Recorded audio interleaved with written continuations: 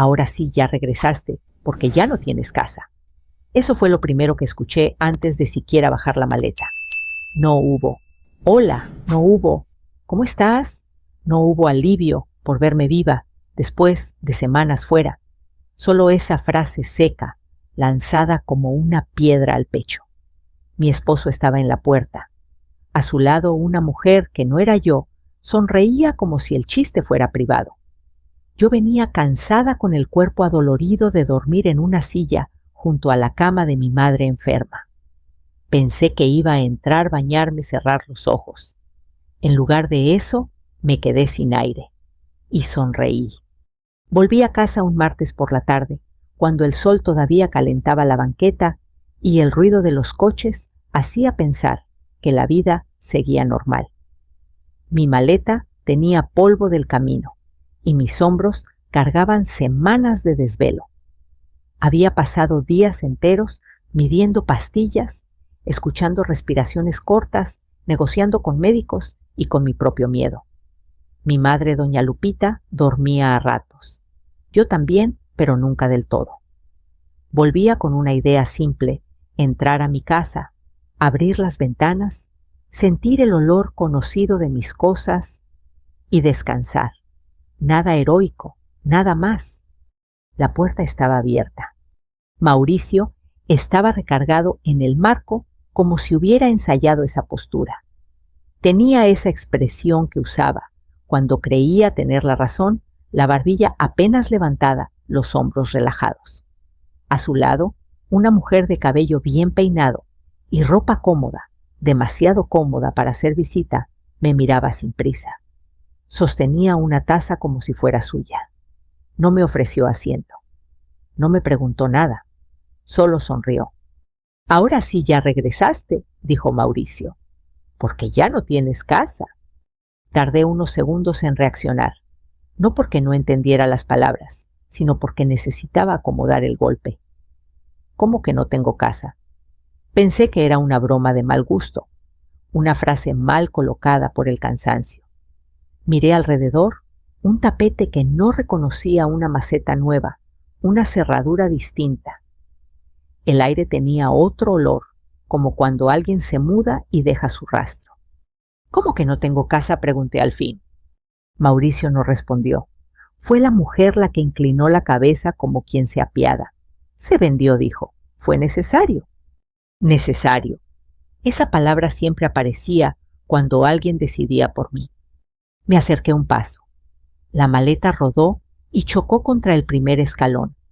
El sonido fue seco, pequeño, pero en ese instante me pareció enorme. «¿Se vendió?», cuando pregunté. «¿Y a quién?». Mauricio soltó una risa corta e impaciente. «Estabas fuera», dijo. Había que resolver. Todo fue rápido. Rápido, otra palabra cómoda. Sentí algo frío en el estómago, pero no lo dejé subir. En lugar de eso, respiré. Miré los detalles que antes habría pasado por alto, la forma relajada en que Mauricio cruzaba los brazos, la taza firme, en la mano de ella la ausencia total de culpa. Eran personas que habían hecho algo mal y habían tenido tiempo suficiente para convencerse de que estaba bien. «¿Resolver qué?», pregunté. «Una deuda», dijo Mauricio, como si hablara de una factura olvidada. No había opción. Pensé en las semanas en el interior, en el olor a alcohol del hospital, en las noches en que mi madre me apretaba la mano y me decía que no me fuera. Pensé en las llamadas cortas de Mauricio, en los mensajes sin respuesta. En ese momento entendí que no fue un impulso. Fue una decisión. «Vendieron nuestra casa», repetí despacio. Mauricio rodó los ojos. «Para con el drama. Tú ganas bien. Siempre has ganado. Vas a resolver como siempre». La mujer dio un sorbo a su taza. Además añadió: «No es que te quedes en la calle». Ahí fue cuando sonreí. No una sonrisa grande, no una sonrisa feliz. Una lenta controlada. La que aparece cuando algo se ordena por dentro. «Es curioso», dije. «El tono. Hablan como si me estuvieran contando un chisme». Mauricio frunció el ceño. No empieces. No avisaron, continué. No preguntaron, no pidieron autorización, solo vendieron. Familia hace sacrificios, dijo él, y tú no estabas. Yo di un paso atrás y apoyé la mano en la baranda. El metal estaba caliente por el sol. Sentí el calor en la piel y pensé que ese detalle tan pequeño me estaba anclando. ¿Cuándo fue?, pregunté. Hace 2 semanas, respondió Mauricio. El comprador pagó rápido. 2 semanas yo estaba contando respiraciones, negociando citas médicas, durmiendo a ratos. 2 semanas en las que mi casa cambió de manos. ¿Y el dinero?, pregunté. Mauricio no dudó. Se fue a la deuda. Era urgente. Miré la fachada, la pintura, que yo había elegido, las mejoras que pagué poco a poco, los impuestos que siempre cuidé. No era solo un inmueble. Era el lugar donde armé mi vida adulta. ¿Se dan cuenta de que esa casa también es mía?, pregunté. Mauricio suspiró como si hablara con una niña terca. Ya basta, vas a encontrar la forma. Podría haber gritado, podría haber llorado, podría haber perdido el control. Era lo que esperaban. En lugar de eso, bajé el escalón, dejé la maleta en el suelo y respiré hondo. ¿Quién fue el notario?, pregunté. La mujer me miró por primera vez con algo parecido a la duda. Mauricio respondió demasiado rápido. Eso no importa ahora. Importa, dije, y también el nombre del comprador. Hubo un silencio incómodo. La sonrisa de ella se tensó. Mauricio evitó mi mirada. Luego vemos eso, dijo. Ahora estás cansada. Eso sí, respondí. Estoy cansada. Tomé la maleta y la levanté. No entré a la casa. No porque no pudiera, sino porque no quise. Mientras me alejaba, sentí sus miradas en la espalda como si no entendieran la calma. A veces, cuando alguien no grita, el miedo empieza a cambiar de lado. Esa noche no dormí en mi cama. Dormí en un hotel sencillo cerca del centro. Una habitación limpia, una cama firme. Silencio suficiente para pensar. Me senté en la orilla y dejé la maleta cerrada. Antes de apagar la luz, miré el teléfono. Mensajes viejos. Llamadas perdidas. Un aviso que no había abierto. Algo no encajaba. Y por primera vez, desde que escuché esa frase en la puerta, lo supe con claridad, no había terminado. Apenas estaba empezando. La habitación del hotel era pequeña, pero suficiente. Olía a jabón barato y a sábanas recién lavadas. Cerré la puerta con el seguro puesto, no por miedo a alguien afuera, sino para asegurarme de que por unas horas nadie más pudiera entrar en mi cabeza. Me senté en la orilla de la cama y dejé que el cansancio se acomodara. No era un cansancio físico solamente, era esa mezcla de agotamiento y claridad que llega cuando algo se rompe y al mismo tiempo se ordena. Apagué el ruido del pasillo y encendí la lámpara.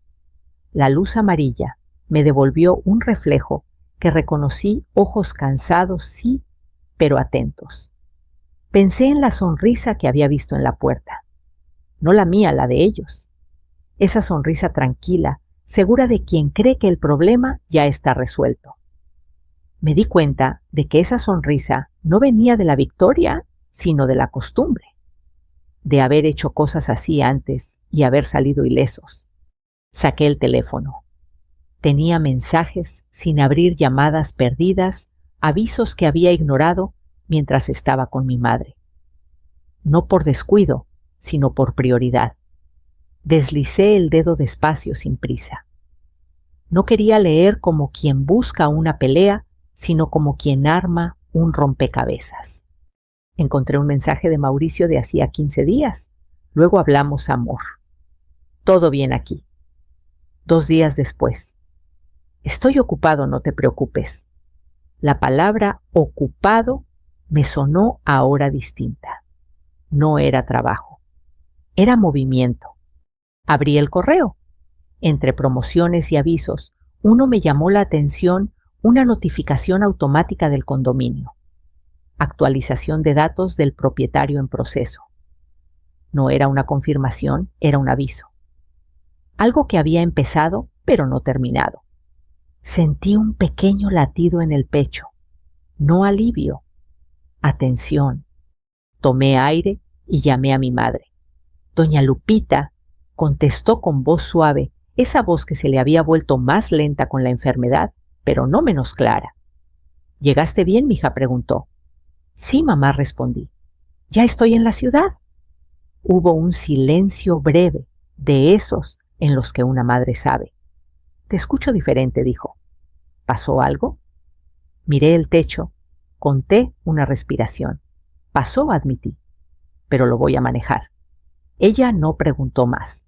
Solo dijo lo que siempre decía cuando la vida se ponía dura. No pierdas la cabeza. Eso es lo que quieren cuando te ven fuerte. Colgué y dejé el teléfono a un lado. Esa frase se quedó conmigo. No pierdas la cabeza. Yo no estaba perdiéndola, la estaba usando. Abrí la laptop y entré a la carpeta donde guardaba documentos importantes. Siempre fui así. No por desconfianza, sino por orden. Escrituras escaneadas, recibos, contratos, impuestos pagados. Todo con fechas, todo con nombres. Empecé a revisar sin prisa, como quien revisa una casa después de una tormenta, buscando daños estructurales, no solo muebles mojados. Ahí estaba la escritura original, mi nombre claro, las mejoras que yo había financiado, los pagos al día. Nada indicaba que alguien pudiera vender sin mí. Nada, salvo una cosa, una carta poder antigua, limitada, que había firmado años atrás cuando viajaba mucho por trabajo. Le permitía a Mauricio hacer trámites administrativos, no disponer del inmueble. En ese momento, él había dicho que yo exageraba. Yo había dicho que era prevención. Sentí un escalofrío, no de miedo, de reconocimiento. Tomé una libreta del bolso y escribí la fecha de mi salida al interior, la fecha aproximada del aviso del condominio, los mensajes de Mauricio. Empecé una línea del tiempo. No para dramatizar, sino para entender. Cuando las cosas se ponen emocionales, el papel enfría. Sonó el teléfono. Era Mauricio. Dejé que sonara. Volvió a sonar. Atendí al tercer intento. ¿Dónde estás?, preguntó con un tono que intentaba ser preocupado. En un hotel, respondí. Necesitaba descansar. No tienes que hacer esto más grande, dijo. Mi papá está nervioso. Ahí estaba, la culpa envuelta en urgencia. Solo estoy organizando mis cosas, dije. Para eso necesito datos. ¿Qué datos? Fecha de la venta, monto, nombre del notario, del comprador. Hubo un silencio incómodo. ¿Para qué? Para entender, respondí. Si quieres ayudar, sé claro. Suspiró. Luego te mando eso. Por mensaje, por favor, añadí. Así no se nos olvida nada. Colgué antes de que pudiera decir algo más. No quería discutir, quería registro. Minutos después llegó el mensaje. Pocas líneas. Fecha. Monto. Un nombre que no reconocía del todo. Iván Paredes.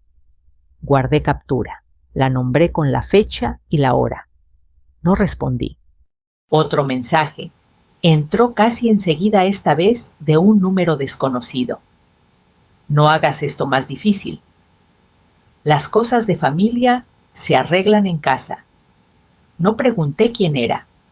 Lo supe. Lo borré.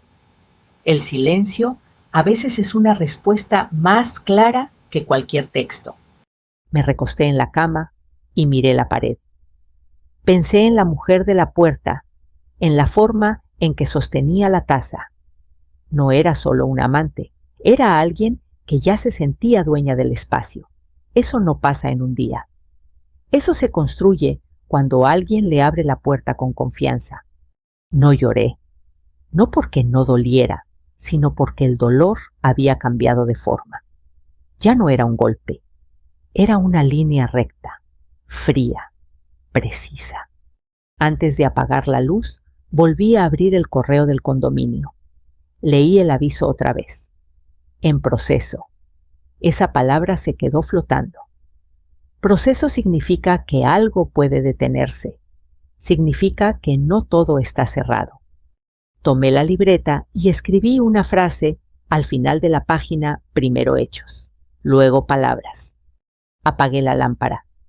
El ruido de la ciudad entró suave por la ventana. Por primera vez en semanas, dormí varias horas seguidas.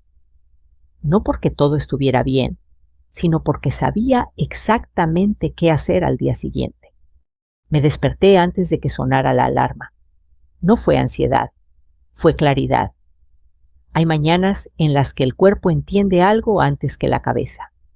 Me senté en la cama, abrí la cortina apenas lo suficiente para que entrara una franja de luz y respiré hondo.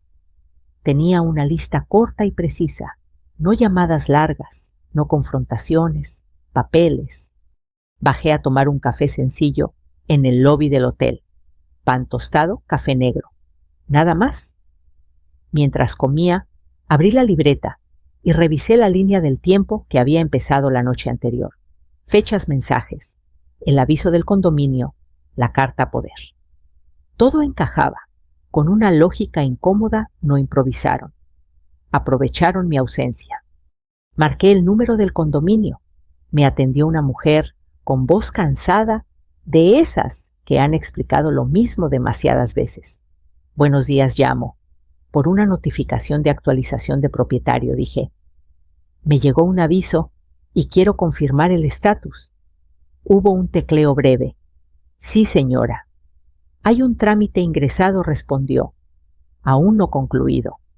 Quien lo ingresó dudó. Un gestor. Con una carta poder. Nombre: Iván Paredes. Colgué sin agradecer, no por grosería, sino porque ya tenía lo que necesitaba.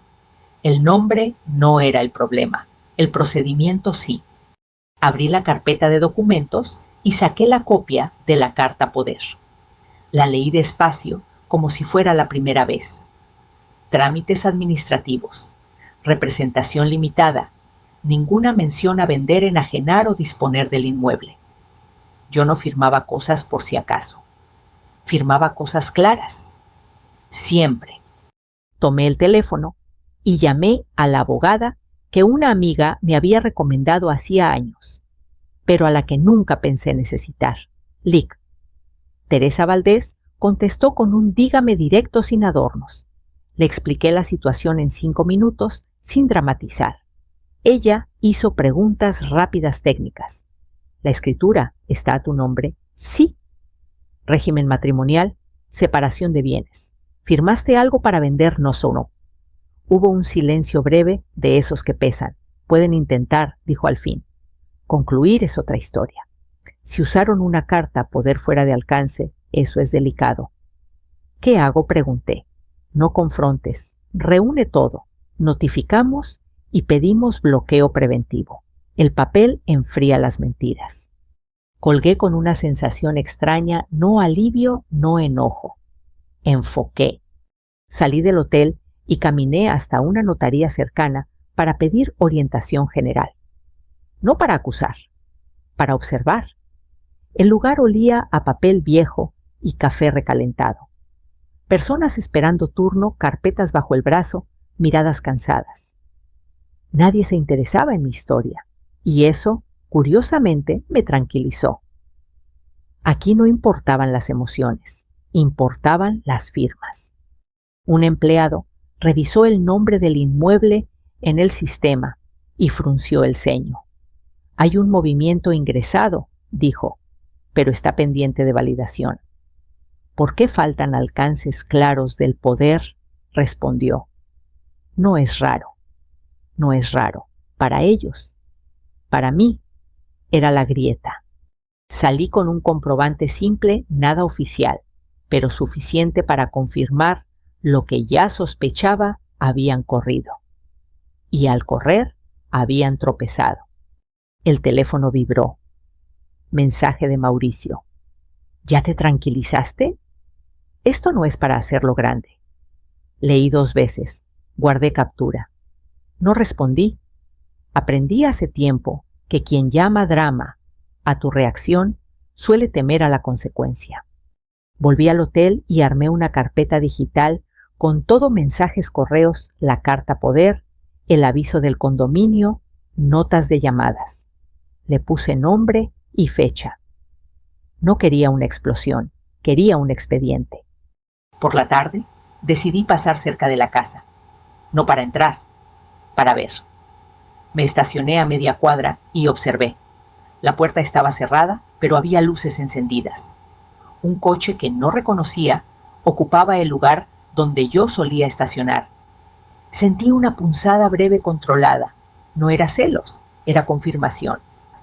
El teléfono volvió a vibrar. Esta vez un mensaje de un número que no tenía guardado. Soy Iván. Podemos hablar. Todo tiene solución. No respondí. Guardé captura. Cada intento de arreglo sin abogado era otra pieza. Esa noche revisé de nuevo la carta poder y marqué con resaltador las cláusulas. Pensé en el día que la firmé. Mauricio había sonreído, había dicho que yo era exagerada. Ahora entendía por qué esa exageración les estorbaba. Antes de dormir, llamé otra vez a mi madre. No le conté detalles, no hacía falta. Estoy haciendo lo correcto, le dije. Entonces, sigue, respondió. Y no te apures. El que corre se equivoca. Colgué y apagué la luz. No dormí de inmediato. Pensé en la mujer de la taza, en la forma en que se movía por mi casa. Pensé en Mauricio, en lo cómodo que se había vuelto usando mi fortaleza como colchón. Y pensé en algo más, algo que empezó a tomar forma clara. No iba a discutir sentimientos, iba a discutir hechos. A la mañana siguiente, iría al registro público de la propiedad con la abogada. No para hacer ruido, para poner una marca, una advertencia, porque cuando la verdad empieza a circular en papel, deja de ser un secreto familiar y se convierte en proceso. Y los procesos, a diferencia de las mentiras, no sonríen. El registro público de la propiedad abre temprano, pero el edificio ya estaba despierto antes de que llegáramos. Afuera, una fila irregular de personas sostenía carpetas gastadas, sobres manila, documentos doblados con cuidado. Nadie hablaba en voz alta. En ese lugar el drama no sirve, solo estorba. Caminé junto a la LIC. Teresa Valdés, con la sensación de estar entrando a un territorio donde las palabras pesan distinto. Aquí no importaba quién gritara más. Importaba quién tenía razón por escrito. Tomamos turno. Nos sentamos. Esperamos. El sonido de los números electrónicos marcando el siguiente trámite se mezclaba con el roce de hojas y el tecleo constante. Yo observaba las manos de la gente. Algunas temblaban, otras apretaban los papeles con fuerza. Pensé que todos de una forma u otra estaban ahí por lo mismo, algo que necesitaba orden. Cuando nos llamaron un funcionario de mediana edad, el señor Zamora nos recibió con una mirada práctica. No sonrió, no hizo preguntas innecesarias. ¿En qué puedo ayudarles? La abogada habló primero. Clara. Directa. Venimos a revisar el estatus de una matrícula y solicitar orientación por una posible venta sin consentimiento de la propietaria. Zamora tecleó, leyó la pantalla, frunció el ceño. Ese gesto fue breve, pero suficiente. Hay un trámite ingresado, dijo, no está concluido. ¿Por qué?, pregunté yo con la voz baja. Porque el documento presentado no cubre la enajenación del bien, respondió. Es una carta poder con alcances limitados. Sentí que algo dentro de mí se acomodaba. No era alegría, era confirmación. ¿La señora autorizó la venta?, preguntó Zamora, mirándome por encima de los lentes. No respondí. Estaba fuera de la ciudad cuidando a mi madre enferma. No firmé nada. Asintió como quien confirma una sospecha antigua. Entonces esto queda en observación. Podemos recibir una solicitud de anotación preventiva para advertir a terceros. La LIC. Teresa intervino con precisión quirúrgica. Eso es exactamente lo que queremos. Mientras Zamora explicaba el procedimiento, yo pensaba en la palabra advertir. No era castigo. Era aviso. Una luz amarilla encendida para cualquiera que intentara avanzar. Cuando los abusos dejan huella en el papel, pierden la comodidad del silencio. Firmé la solicitud con mano firme. No por valentía, sino por costumbre. Siempre fui buena con los trámites. Mauricio solía burlarse de eso. Decía que yo veía problemas donde no los había. Ahora entendía por qué le molestaba tanto. Salimos del edificio con un comprobante simple sellado. No era una sentencia, era un punto de inflexión. Afuera el sol ya estaba alto. El ruido de la calle volvió a entrar en mis oídos, pero yo seguía escuchando el eco del teclado y la palabra observación. El teléfono vibró casi de inmediato. Mauricio. No contesté. Vibró otra vez. Contesté al tercer intento. Fuiste al registro, ¿verdad? Dijo sin rodeos. Fui a entender, respondí. Nada más. Estás exagerando, insistió. Ya está hecho. No dije, está en proceso. Hubo un silencio incómodo. Mi papá está muy mal, agregó bajando la voz. Esto lo va a afectar. Vender mi casa sin decirme también me afectó, respondí. Luego hablamos. Colgué. No sentí culpa, sentí cansancio. Ese tipo de cansancio que llega cuando ya no compras historias ajenas. Por la tarde, la abogada envió las notificaciones correspondientes. Nada agresivo. Fechas, hechos, solicitudes claras. Yo me limité a observar cómo el conflicto cambiaba de terreno. Ya no estaba en la sala de mi casa ni en la puerta con la taza ajena. Estaba en expedientes, en folios, en sellos. Decidí volver a pasar por la casa. Esta vez no me quedé a distancia. Caminé hasta la acera de enfrente. La puerta estaba abierta. Vi movimiento adentro. Una silueta femenina cruzó la sala. No era la misma mujer de la taza, era otra, más joven quizá. Llevaba ropa cómoda, como quien se siente instalada. Mi teléfono vibró. Un mensaje de Mauricio: no vayas, no es buen momento. Leí, guardé, no respondí. Me acerqué un poco más. Escuché voces, una risa nerviosa. La confirmación fue inmediata. No solo habían intentado vender, habían entregado. Como si el proceso ya no importara. Como si mi ausencia fuera suficiente permiso. Esa noche, el señor Zamora llamó a la LIC. Teresa, para confirmar la recepción de la anotación preventiva. Todo quedaba registrado. Nada espectacular. Nada visible desde afuera. Y sin embargo decisivo. Volví al hotel con una sensación extraña de calma.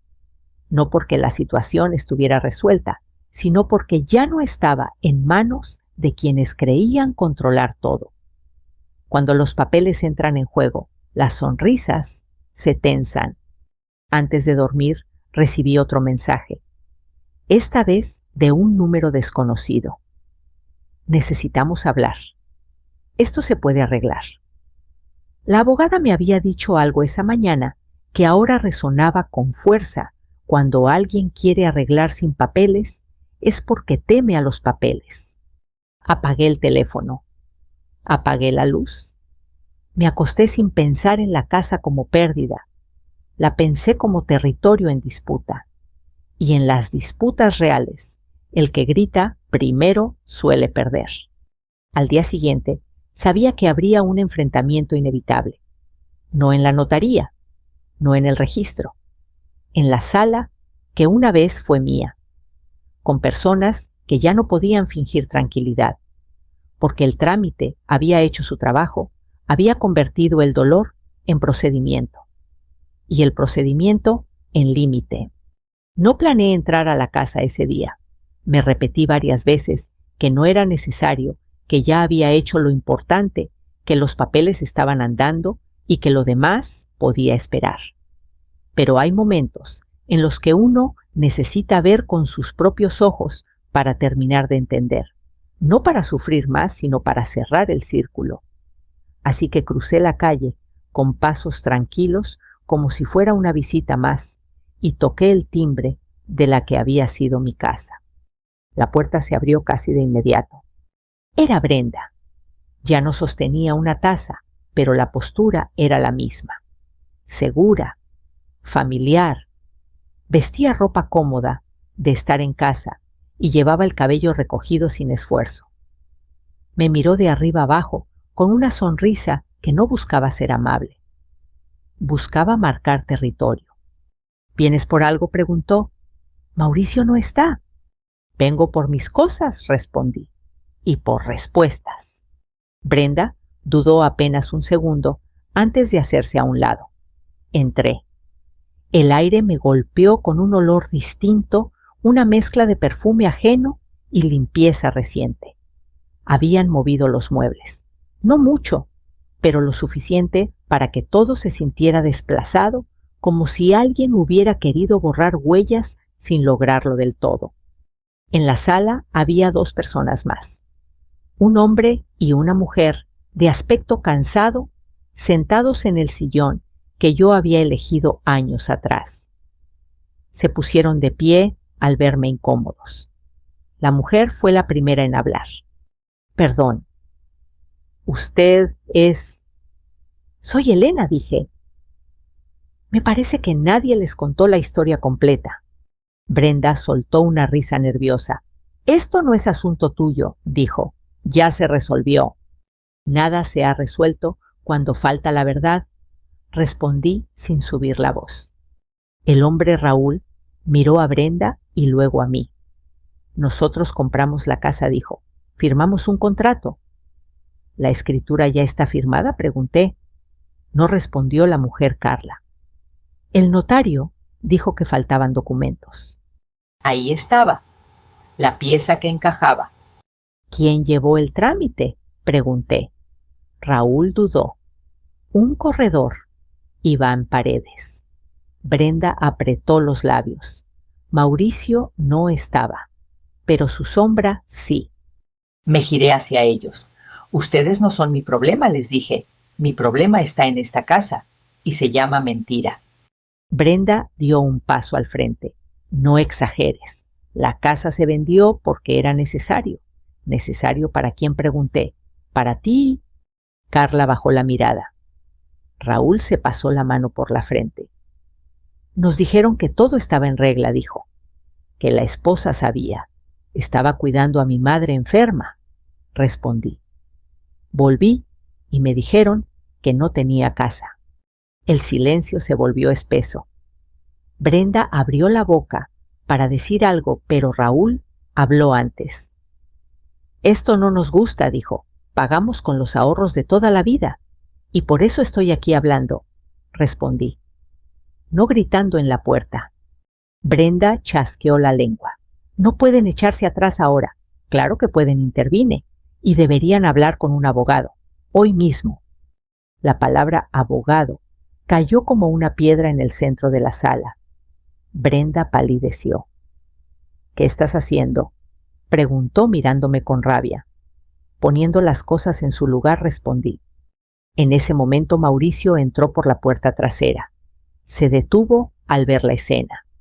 Sus ojos recorrieron la sala, yo de pie, Brenda tensa, la pareja incómoda. Entendió de inmediato que algo había cambiado. Esto es innecesario, dijo. Estás armando un problema donde no lo hay. El problema lo armaste tú cuando vendiste algo que no podías vender, respondí. Carla se levantó. Necesitamos hablar con alguien, dijo. Esto no nos da buena espina. Háganlo, les dije, y pregunten exactamente con qué facultades se hizo la venta. Raúl asintió. Lo haremos. Salieron de la casa con prisa contenida. Brenda los siguió con la mirada furiosa. Los estás asustando, me dijo. No respondí. Están despertando. Mauricio se acercó. ¿Te das cuenta de lo que estás provocando? Sí, dije. Consecuencias. Brenda soltó una carcajada amarga. Siempre tan fría, escupió. No respondí. solo cansada de cargar con lo que no me corresponde. Recogí algunas carpetas, un par de objetos personales, nada teatral, nada simbólico, lo necesario. Antes de salir, me volví hacia Mauricio. ¿Sabías que la carta poder no permitía vender?, pregunté. No respondió. ¿Lo sabías?, repetí. Bajó la mirada. Eso fue suficiente. Brenda abrió la boca, pero se detuvo. Por primera vez no tenía qué decir. Salí sin cerrar la puerta. No por descuido, sino porque ya no era mi responsabilidad. Afuera el aire se sentía más ligero. No por alivio, sino porque algo había quedado claro. Para todos los presentes, la historia que les habían contado no se sostenía. Esa noche, el teléfono no dejó de vibrar. Mensajes de Mauricio, de Iván, silencio de Brenda. Yo no respondí. Ya no era momento de palabras sueltas. Era momento de que los hechos terminaran de hablar. La mañana siguiente empezó con una llamada de la LIC. Teresa, antes incluso de que terminara mi primer café. Su voz era la misma de siempre, firme, sin dramatismos. Ya quedó ingresada la anotación preventiva, dijo. A partir de ahora, cualquier intento de avanzar con esa venta va a chocar con el registro. No pregunté nada más. Sabía lo que significaba. El juego había cambiado de tablero. Durante años, Mauricio había vivido convencido de que los problemas se resolvían empujándolos un poco más allá, pasándolos de mano en mano, hasta que alguien, casi siempre, yo los absorbiera. Pero el registro no empuja. El registro detiene. Y cuando algo se detiene, oficialmente, deja de ser una situación familiar para convertirse en un riesgo real. No pasó ni una hora antes de que empezaran los mensajes. Primero Mauricio, luego Iván. Después, números que no tenía guardados. El patrón era el mismo, urgencia disfrazada de preocupación. Tenemos que hablar. Esto se está saliendo de control. No hagas algo de lo que te arrepientas. Leí todo sin responder. Guardé capturas. Las sumé a la carpeta. La LIC. Teresa me había dicho algo claro. Cuando el otro lado empieza a multiplicar los mensajes, es porque el silencio ya no les funciona. Al mediodía, Iván apareció en el hotel sin avisar. No subió. Mandó un mensaje. Bajo a recepción. Es mejor hablar entre adultos. Sonreí sin humor. Esa frase siempre precedía a una propuesta indecente. Bajé acompañada por la abogada. Iván estaba apoyado en el mostrador, camisa abierta, un botón de más sonrisa ensayada. Al verme con Teresa, su gesto se endureció apenas un segundo. No hace falta llegar tan lejos, dijo.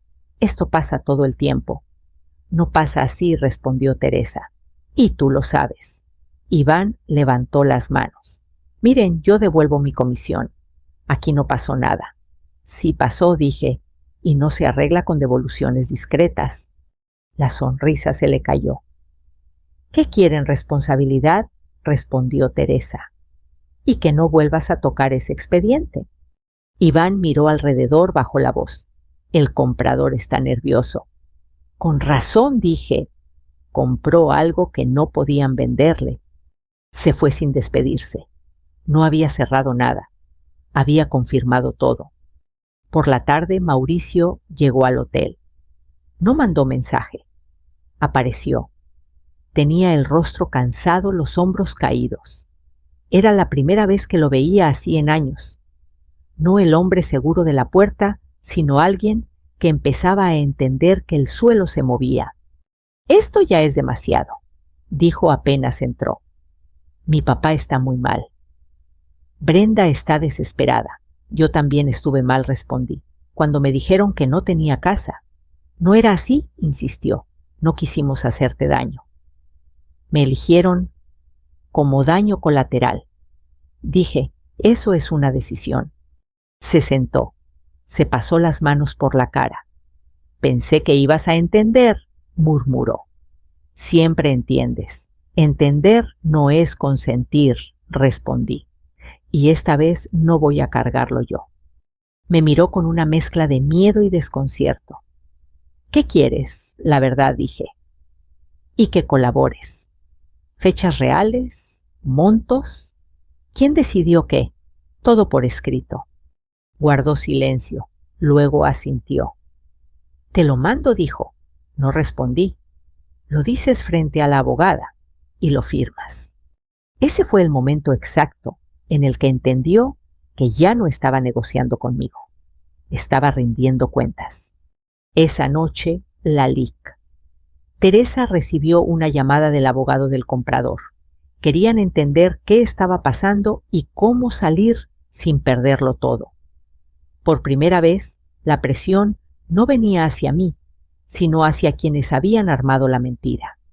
Al día siguiente, el registro confirmó el bloqueo preventivo formal. No había marcha atrás sin un proceso legal. La venta quedó congelada. La palabra congelada me pareció precisa, no destruía nada, pero impedía cualquier movimiento. Brenda llamó. No atendí. Mandó un mensaje largo acusatorio. Nos estás arruinando la vida. Lo leí una vez. Lo borré. No estaba arruinando nada. Estaba dejando de sostener. Mauricio empezó a hablar distinto. Ya no decía, no exageres. Decía, veamos cómo resolvemos. El lenguaje del poder cambia cuando pierde el control. Esa noche me senté en la cama del hotel y repasé mentalmente todo lo ocurrido desde aquella frase en la puerta. Ya no tienes casa. Pensé en lo seguros que estaban, en lo rápido que habían sonreído, en lo poco que habían considerado la posibilidad de que yo no aceptara. El bloqueo no era una venganza, era un límite. Y los límites, cuando se ponen tarde, suelen doler más a quienes se beneficiaron de su ausencia. Antes de dormir, recibí un último mensaje de Iván. Esto va a terminar mal para todos. Respondí por primera vez. Solo una línea. Ya empezó a terminar. Apagué el teléfono. Cerré los ojos. No sentí triunfo. Sentí equilibrio. El todo estaba resuelto, se había caído por su propio peso. Y ahora por primera vez el silencio trabajaba a mi favor. La mañana del encuentro con el abogado del comprador amaneció gris de ese gris que no promete nada, pero tampoco amenaza. Me vestí sin prisa. No necesitaba verme fuerte, lo estaba. Llegué al despacho de la LIC. Teresa con una carpeta bajo el brazo y la sensación clara de que ya no había marcha atrás. No por orgullo, sino porque la verdad, una vez expuesta, no vuelve a la sombra. Carla, así se llamaba la mujer que había visto en mi sala, llegó acompañada de su esposo Raúl. Sus rostros mostraban algo que reconocí de inmediato cansancio mezclado con susto. No eran villanos. Eran personas que habían confiado en un atajo y ahora se encontraban frente a un muro. La LIC. Teresa condujo la conversación con calma. Fechas, montos, quién dijo qué, quién firmó qué. Iván no estaba. Su ausencia pesaba. Cuando se mencionó la carta, Poder Carla frunció el ceño. Nunca la vimos, dijo. Nos dijeron que todo estaba autorizado. Eso es lo que hacen los atajos, respondió Teresa. Te prometen rapidez a cambio de silencio. Raúl se inclinó hacia adelante. ¿Qué pasa ahora?, preguntó. Pagamos con los ahorros de toda la vida. Ahora respondió. Teresa, se activa la protección.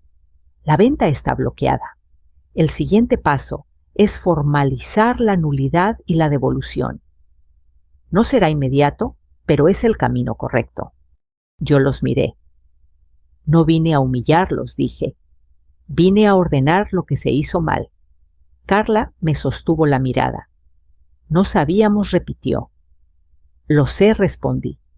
Y por eso ustedes no son mi problema. Al salir del despacho, el teléfono vibró. Mauricio, contesté. ¿Ya hablaste con ellos?, preguntó. Sí, respondí. Y ahora toca lo que sigue. Todavía podemos arreglarlo sin llegar más lejos. Depende de lo que llames. Arreglar, dije. Si es decir la verdad y asumir consecuencias, sí. Si es volver a tapar, no. Hubo un silencio largo. Me equivoqué, dijo al fin. Pensé que iba a alcanzar. Alcanzó para mostrar quiénes eran, respondí. No para sostenerlo. Esa tarde, Mauricio llegó con la LIC. Teresa. Traía documentos, cifras, nombres. No había excusas largas, solo datos. Los firmó. No me miró a los ojos. No hacía falta. Cuando alguien baja la cabeza frente al papel, el gesto ya no es teatral. Brenda no apareció. Mandó un mensaje breve. Siempre fuiste fría. Lo leí una vez. Sonreí. La frialdad, entendí por fin, es el nombre que algunos le dan a los límites cuando ya no pueden cruzarlos. El proceso avanzó como avanzan los procesos reales, sin música épica, sin aplausos. El registro mantuvo el bloqueo. El notario dejó constancia. Iván fue citado. La devolución se pactó por la vía legal. Cada cosa en su lugar. No fue rápido. Fue correcto. Una semana después volví a la casa sola. No para quedarme, sino para cerrar. Abrí las ventanas. El aire entró sin pedir permiso. Caminé por los cuartos despacio, como quien recorre un lugar que ya no necesita convencerla de nada. Tomé solo lo que era mío. El resto lo dejé. Algunas cosas pesan más cuando se cargan por costumbre. Antes de salir, me detuve en la puerta. Recordé la frase con la que todo empezó. Ya no tienes casa. Pensé en lo fácil que fue decirla, en la seguridad con la que la lanzaron.